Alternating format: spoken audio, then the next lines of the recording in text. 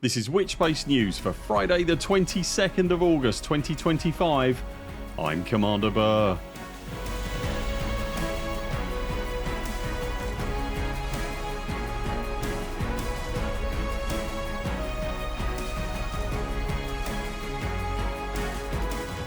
In Elite Dangerous news this week, squadron size limits are boosted in the latest patch, player visibility in Vanguards is causing concern, Brewer Corps' record-breaking community goal comes to an end, and an incredible view of Elite's explorations is released. If you enjoy our videos, consider subscribing to the channel and remember to ping the little bell to make sure you see all our content and community posts. And if you'd like to help support our channel, links to our Patreon and everything else are in the description below. Following its release earlier this week, the Vanguards update to Elite Dangerous has already been itself updated, now twice with 2 patches.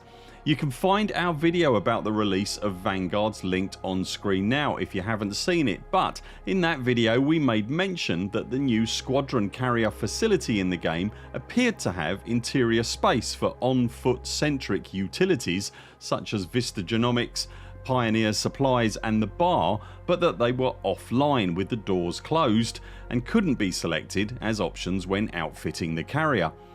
Following a server-side update late on Thursday this week, however, I'm pleased to report that Pioneer Supplies and Vista Genomics at least are now available. The door to what we're assuming will be the bar area remained firmly closed however.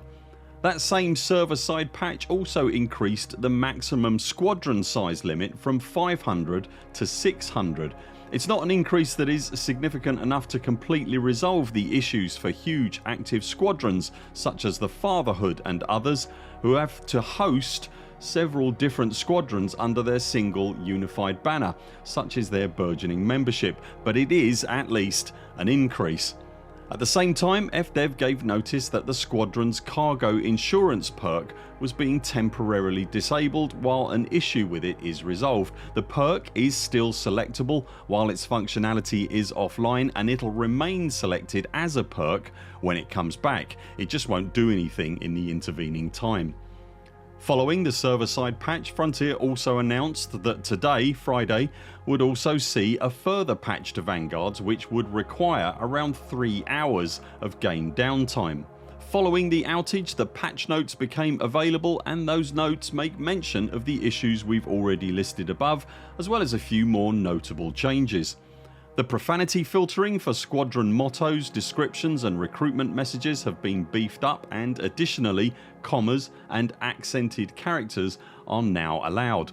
There was also an issue with fuel transfer limpets instantly being destroyed upon launch, which is now listed and fixed, and the notes also make mention of instances of fleet carrier hangar bay lighting not working correctly being improved.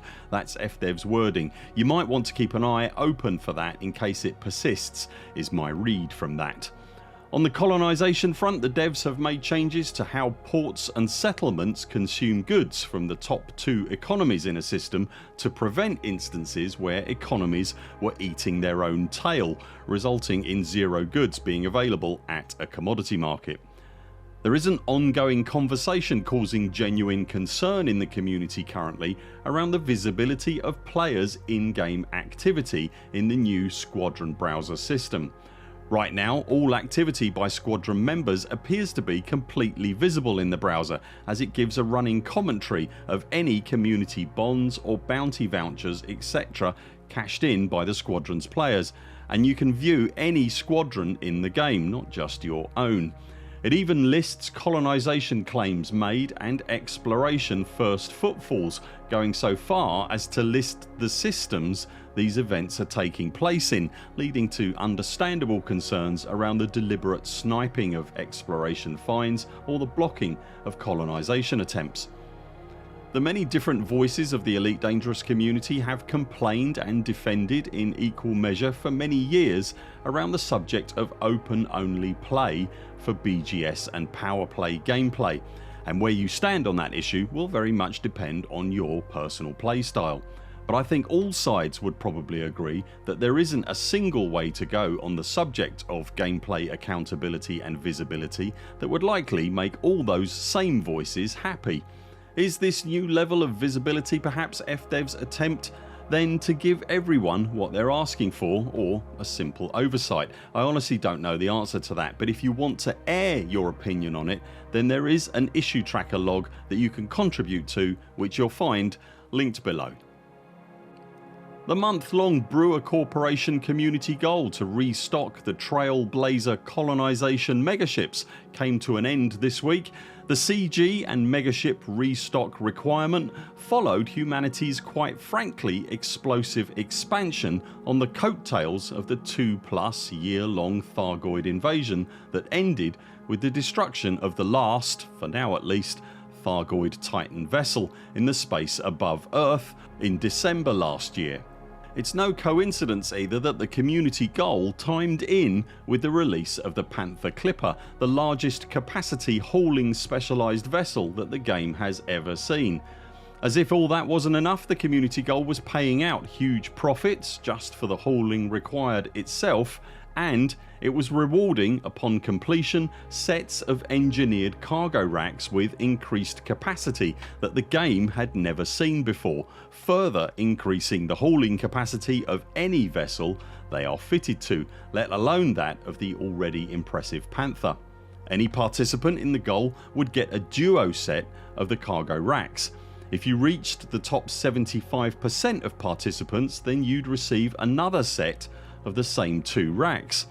The rewards can't be obtained anywhere else in the game by any other means, and I'm grateful to Commander Psykit for pointing me to a Discord comment by FDev's community manager Phil W, who confirmed that there are no current plans to make those cargo racks obtainable by any other means. So if you didn't participate in the goal, there is currently no other way to get those cargo racks. That doesn't of course mean we couldn't see them in future, but that's on FDev to decide.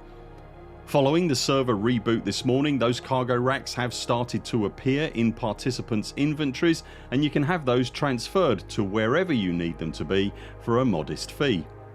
Big credit rewards, a new hauling ship and unique module rewards, all in a CG running for 4 weeks, resulted in a perfect storm that has seen Brewer Corps CG become the single most attended CG in the 10+ year history of the game.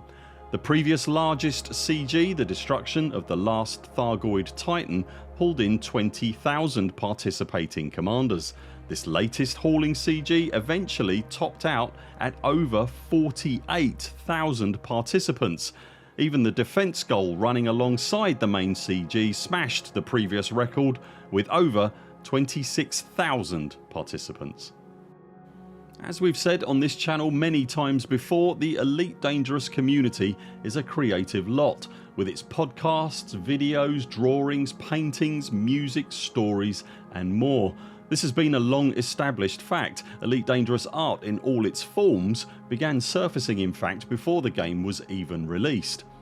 While always entertaining, the art that is generated by the Elite Dangerous community sometimes acts as a fine complement to the game, and in rare instances is just plain mesmerising. It's an even rarer instance however for a single work to be all those things at the same time. Today however is one of those rare occasions. What you're seeing on screen now is the History of Expeditions poster created by Commander Cohen Leth, and it attempts to document in one image all the expeditions that have taken place in game with publicly available information since the launch year of 3300 up to the present day that had 5 or more registered participants. There are also some of the more pioneering early days solo efforts illustrated too.